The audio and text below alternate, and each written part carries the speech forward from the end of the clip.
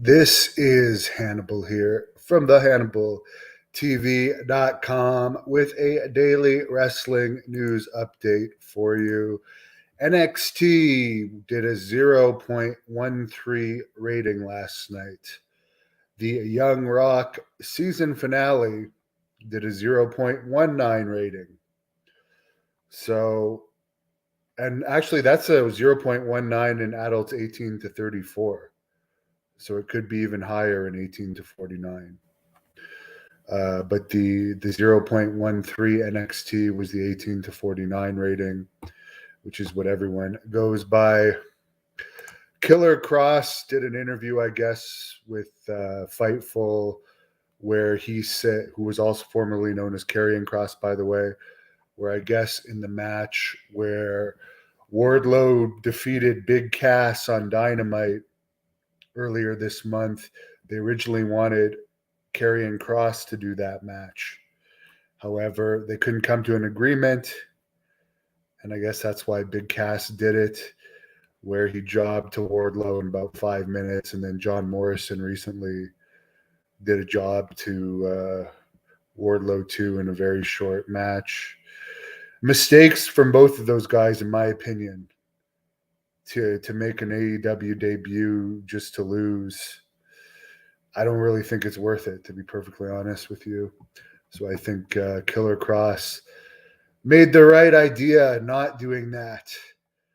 A lot of people, it's in the news that people are comparing Wardlow to Batista lately, but AEW seems to be putting that news out themselves along with Wardlow. I don't think I haven't heard that news from other people. I'm not saying I have anything against him, but Batista was much bigger physique-wise than Wardlow is.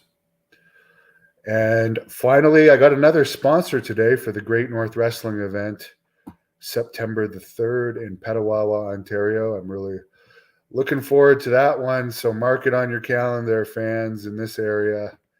Great North Wrestling is returning, and we're going to run more regularly starting on September 3rd.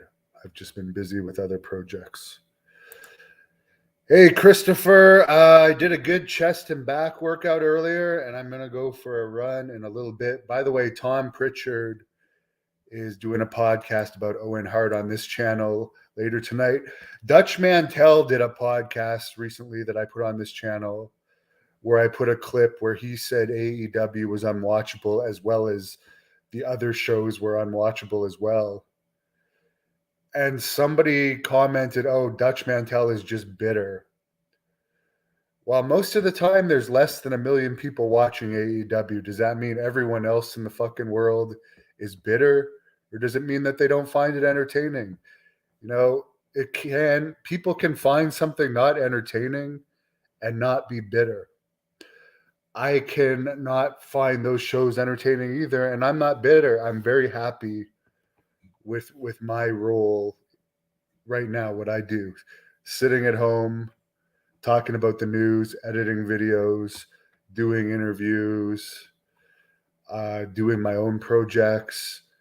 My regular job that I do, I really like, and I've been doing it for like 15 years now. So I'm very content. But I just don't find those products entertaining. It doesn't mean that I don't wish those people luck that are in them. So I think Dutch is the same way. He had a great career. What does he have to be bitter about? Cornette, on the other hand, makes his living off of ripping AEW. Like, his whole gimmick is he makes his living off of insulting AEW and Vince Russo and all of that stuff. So with him, I don't even think it's him being bitter either. I think that's just his gimmick on how he makes his living. Which, by the way, Booker T commented on this stupid Joey Janela GCW thing on the weekend where Janela lit his boot on fire before doing a super kick, which I did watch that video, and the big thing I noticed from that stupid spot was the stupid leg slap.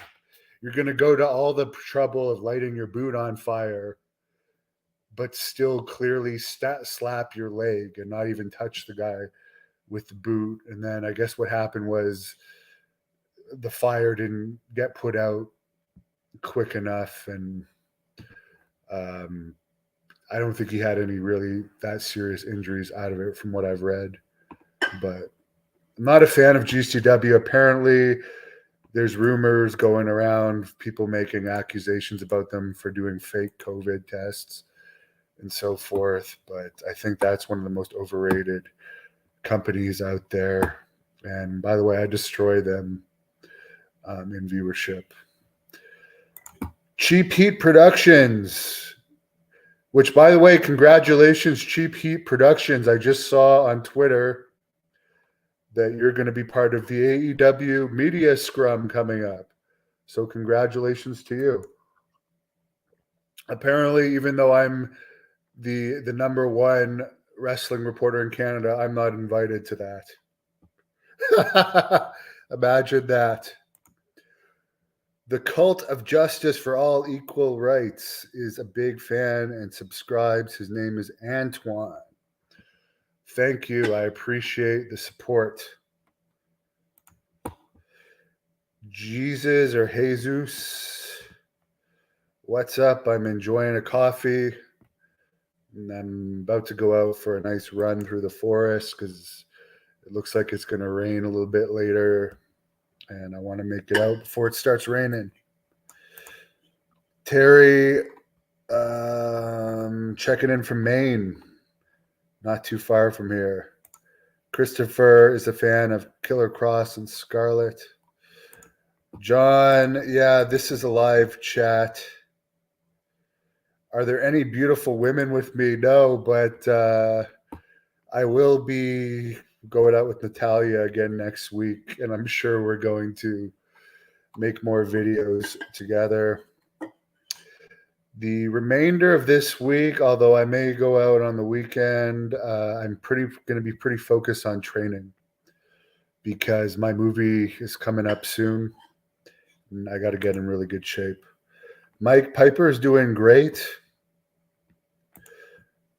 Big Fish does not like even boxing today. Tom, I believe I could take Wardlow too, but I don't think you're going to see Blood Hunter in AEW anytime soon. By the way, you know what? I'm not even going to say it yet. I'll wait.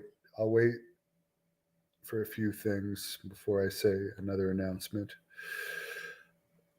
Josh Vipris is actually going to be in Great North Wrestling, taking on the Great North Wrestling Women's Champion Nova in Petawawa, and Jessica Black is also going to be there. Josh, I've interviewed Christy Janes and Amber Nova a bunch of times. I don't know if I'm going to have them on again anytime soon because when I was interviewing them regularly, they were both in SWE Fury, and I was kind of doing those interviews related to that. Tom, I will never interview Dark Journey again.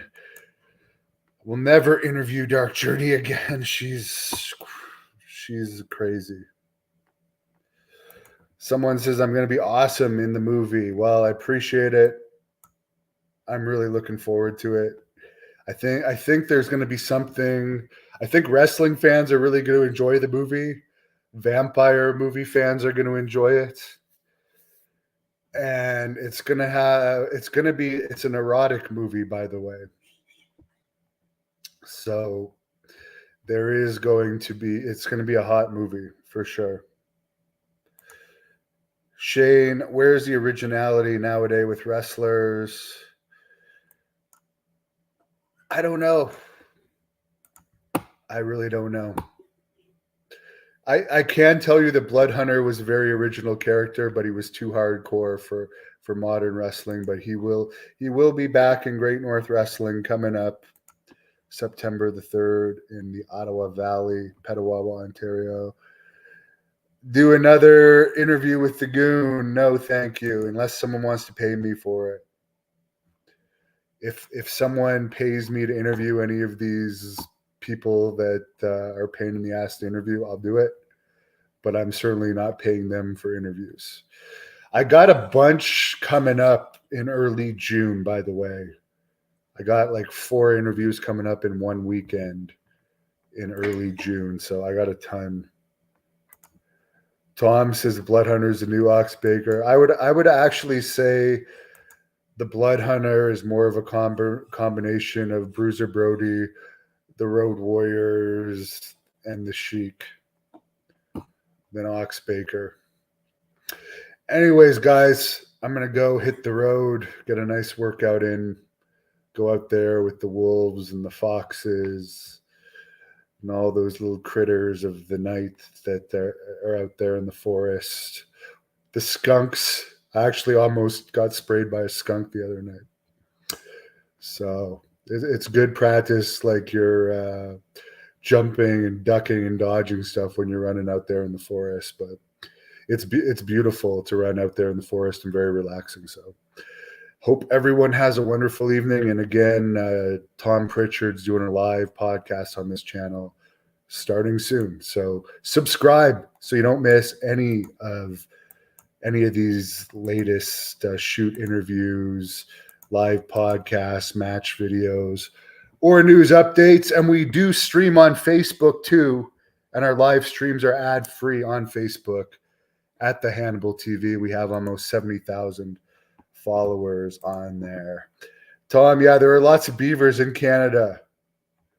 We even have beavers like underneath. There's beavers, cubs, then scouts in Canada. And I was in beavers, cubs, and scouts, believe it or not. So I know how to tie a knot, and I know how to whittle a piece of wood. I know how to start a campfire, which I learned from beavers, cubs, and scouts. I don't know if they have beavers and cubs in the U.S. or not, but yeah, we also had a show that was called Camp Caribou, and on that show,